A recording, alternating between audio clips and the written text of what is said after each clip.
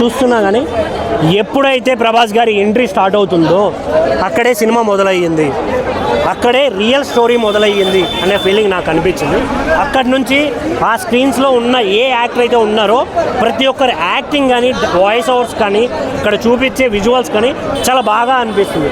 అది దేనివల్ల తెలియదు కానీ చాలా అంటే చాలా వావ్, అది బాగుంది కదా సాంగ్స్ కావచ్చు, ఫీల్ వస్తుంది.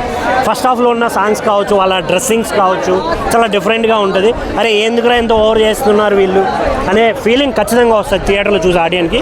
బట్ ఏదైతే సెకండ్ హాఫ్ లాస్ట్ 25 minutes ఉందో సినిమాలో వాహ్ ఏం ఎలివేషన్ మామ, ఇది కదా మనం చూడాలి, ఇది కదా మనకు కావాలి, ఇది కదా రియల్ స్టోరీ అనే ఫీలింగ్ వస్తుంది.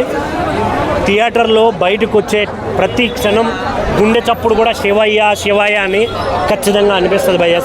థియేటర్లో చూసే ప్రతి ఒక్కరికి అంత బాగా అనిపిస్తుంది. లాస్ట్ 25 minutes ఆయన యాక్టింగ్ కావచ్చు, మెయిన్గా ప్రభాస్ అన్న అలా వచ్చి సినిమాకి వెండి తెచ్చేశాడు.